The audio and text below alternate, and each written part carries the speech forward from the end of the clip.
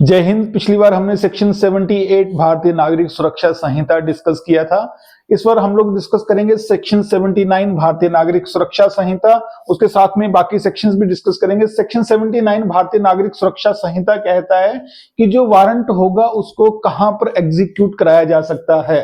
तो सेक्शन 79 कहता है कि a warrant of arrest may be executed at any place in India. मतलब भारत में अगर वारंट जारी हुआ है तो भारत में वो कहीं भी एग्जीक्यूट किया जा सकता है। मतलब उस वारंट को लेके जो है पुलिस ऑफिसर या जो अन्य अधिकारी जिसको डिप्यूट किया गया है एग्जीक्यूट कराने के लिए, उस व्यक्ति को भारत में कहीं भी गिरफ्तार कर सकता है। एग्जांपल ले लेते हैं, शिमला के कोर्ट ने वारंट जो है वो जारी किया है, तो ये नहीं माना जाएगा कि शिमला का जो कोर्ट है उसी की जुडिक्शन में ही उस व्यक्ति को गिरफ्तार किया जाएगा। अगर वो व्यक्ति कलकत्ता में रह रहा है, अगर वो व्यक्ति महाराष्ट्र में रह रहा है, उस वारंट पर जो है उस व्यक्ति को वहां से भी जो है गिरफ्तार किया जा सकता है। ये पूरे ऑल इंडिया में जो है वारंट जो है वो वैलिड होता है, उसको एग्जीक्यूट कराया जा सकता है। क्वेश्चन आता है कि क्या इंडिया में ही एग्जीक्यूशन हो सकती है? अगर विदेश में कोई एक्यूज्ड होगा तो उसकी एग्जीक्यूशन कैसे होगी? बेसिकली जो वारंट है उसके बाद जो है रेड कॉर्नर नोटिस इशू होता है।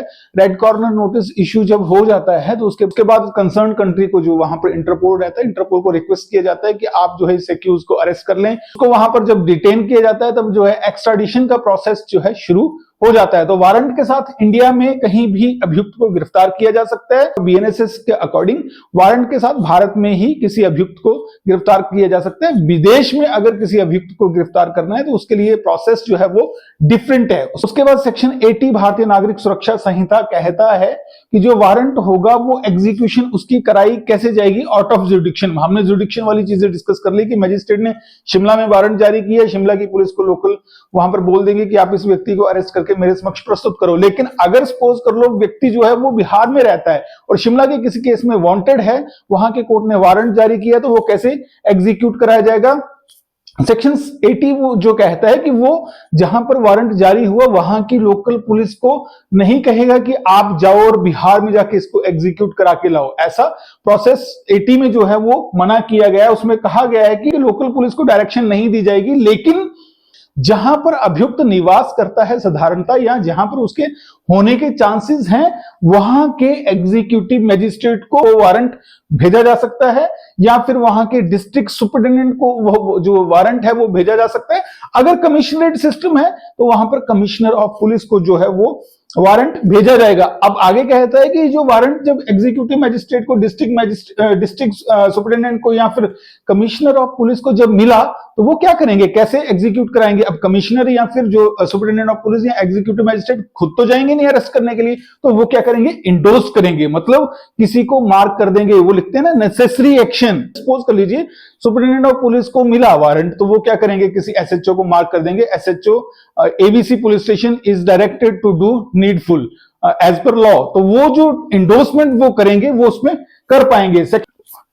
उसके बाद सबसेक्शन 2 कहता है कि जो court shall forward along with warrant information whether bail should और शुड नॉट बी गारंटेड। मतलब ये जो वारंट होगा वो बेलेबल है या नॉन बेलेबल है। जो एग्जीक्यूटिंग अथॉरिटी है उसको ये देख के पता लग जाना चाहिए कि उसको अरेस्ट करना है या बेल पर छोड़ना है। उसके बाद सेक्शन 81 है भारतीय नागरिक सुरक्षा संहिता का, जो प्रोसीजर बताता है कि अगर किसी पुलिस ऑफिसर को कोर्ट ने वारंट दिया है और कहा है कि उसको आउट ऑफ जुडिक्शन जाके उस व्यक्ति को अरेस्ट करना है, मतलब इलाके से बाहर जाके, सपोज कर लो शिमला का जो कोर्ट है उसने वहां के किसी पुलिस ऑफिसर को कहा, एसएचओ को कहा कि आप जाइए और बिहार से एक व्यक्ति को अरेस्ट करके लाइए। अब जो एसएचओ आगे इंडोर्स करेंगे वो वारंट किसी पुलिस ऑफिसर को, तो जो पुलिस ऑफिसर जब बिहार जाएगा तो वो क्या प्रोसीजर फॉलो करेगा, ये सभी पुलिस ऑफिसर्स के लिए जानना बहुत ज्यादा जरूरी है। क्योंकि जब भी कोई police officer out of state जाता है अरेस्ट करने के लिए, वहां पर उसको बहुत ज्यादा डिफिकल्टीज फेस करनी पड़ती हैं। तो अगर आप ये वीडियो देखेंगे आपको थोड़ा सा आइडिया हो जाएगा कि कोई जो पुलिस ऑफिसर है जब वो आउट ऑफ स्टेट जाएगा या फिर जुडिक्शन से बाहर जाएगा तो उसको क्या प्रोसीजर फॉलो करना है, क्या क्या उसको जो है ध्यान रखने योग्य बातें हैं, वो हम लोग डिस्कस करते हैं। 81 बीएनएसएस कहता है warrant directed to police officer for execution out of jurisdiction, पहले ही बता दिया कि उसके इलाके से बाहर जाके जो है एग्जीक्यूट करना, उस व्यक्ति को अरेस्ट करना, तो क्या क्या प्रोसीजर होगा।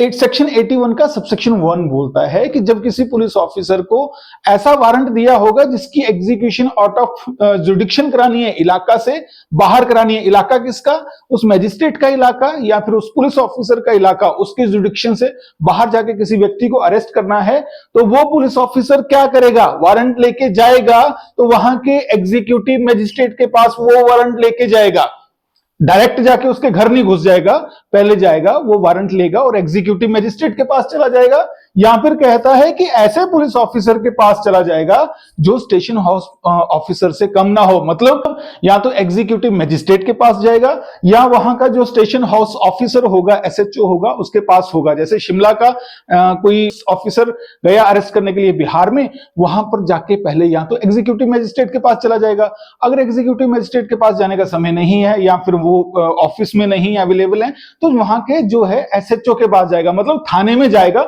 अब थाने में जाके क्या करेगा, सबसे पहले तो वहां पे थाने में जाके उसकी आमद होगी, अराइवल डलेगी, अराइवल डलने के बाद वो एक लिखित एप्लीकेशन देगा एसएचओ को कि आप इस वारंट को इंडोर्स करें। अब वो बोलता है, सेक्शन बोलता है कि एग्जीक्यूटिव मैजिस्ट्रेट के पास गया या फिर एसएचओ के पास गया, तो ऐसा मैजिस्ट्रेट या फिर ऐसा जो एसएचओ होगा उसको इंडोर्स करेगा, उसको इंडोर्स करेगा। अब इंडोर्स कैसे करेगा, वो वारंट को देखेगा, उस पुलिस ऑफिसर की आइडेंटिटी चेक करेगा कि ओरिजिनल पुलिस ऑफिसर है, ऐसा तो नहीं है कि कोई डुप्लीकेट आ गया, किसी ने वारंट बनाया है और ऐसे बंदे को ले जाए वहां से उसके जुडिक्शन से उठा के, तो उसकी आइडेंटिटी को चेक करेगा। वहां से क्रॉस चेक भी कर सकता है, उसके पुलिस स्टेशन में फोन करके भी पता कर सकता है कि आपका ऐसा कोई आदमी आया है अरेस्ट करने के लिए, और उस व्यक्ति को वारंट पर इंडोर्समेंट करेगा, मतलब उसका नाम लिख के लिख देगा, you are directed to do needful as per law, अपने साइन करेगा, सिग्नेचर करेगा और साथ में स्टैंप लगा देगा। अब क्या हो गया, इंडोर्समेंट होगी उसकी,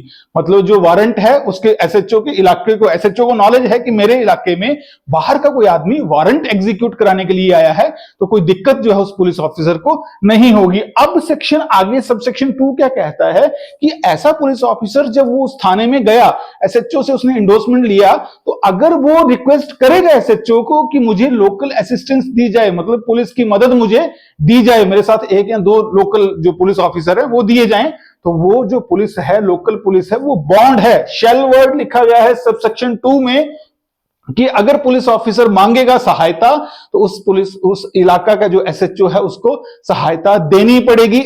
लेकिन शब्द है इफ रिक्वायर्ड, अगर उसने मांगी है तो, अगर नहीं मांगी है तो एसएचओ नहीं देंगे, क्योंकि मैन पावर की पहले ही शॉर्टेज रहती है थानों में, पुलिस डिपार्टमेंट में मैन पावर की शॉर्टेज है।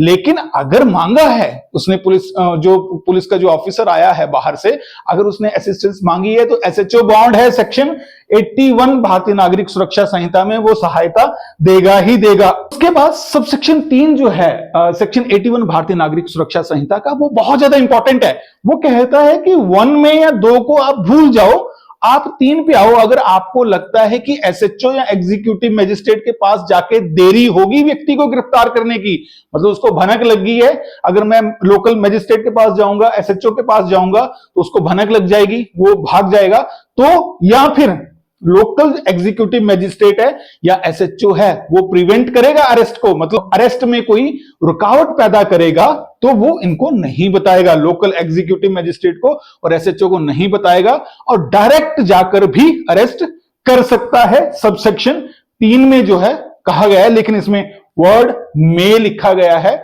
उसमें उसने कहा है कि इंडोर्समेंट की जरूरत नहीं है। अगर ऐसे ग्राउंड्स हैं तो फिर आपको वो ग्राउंड्स जो है, जो गिरफ्तार करने वाला अधिकारी है, उसको केस डायरी में लिखना होगा, जीवनी में लिखना होगा कि मैंने लोकल पुलिस को या एग्जीक्यूटिव मैजिस्ट्रेट को क्यों इन्फॉर्म नहीं किया, क्यों नहीं किया, क्योंकि उसको ऐसी संभावना थी कि अगर वो इन्फॉर्म करेगा तो वो लोग एग्जीक्यूटिव मैजिस्ट्रेट या लोकल पुलिस जो है उसकी गिरफ्तारी में रुकावट पैदा करेंगे, इसलिए वो डायरेक्ट गया और उसने अरेस्ट कर लिया। लेकिन जो सबसेक्शन 1 और 2 है जाके जो जब कोई पुलिस ऑफिसर आउट ऑफ जुडिक्शन जाए किसी को गिरफ्तार करने के लिए, यूनिफॉर्म में होना चाहिए, वहां पर लोकल पुलिस को इन्फॉर्म कराना चाहिए, वहां पर अपना अराइवल डालना चाहिए, जो वारंट है वो वहां के एसएचओ से सीन होगा, वो सीन करेंगे और इंडोर्स करेंगे, मार्क कर देंगे उस पुलिस ऑफिसर का, उसमें नाम लिख देंगे या जो भी करेंगे एज पर लॉ जो भी लिखते हैं वो लिख देंगे। तो एक टाइप से लीगली मतलब उस ज्यादा सॉलिड ग्राउंड है, लोकल पुलिस उसको असिस्टेंस करेगी, कोई दिक्कत उसको पुलिस ऑफिसर को नहीं आएगी। लेकिन अगर नहीं भी फॉलो करता है इसको सबसेक्शन 2 को,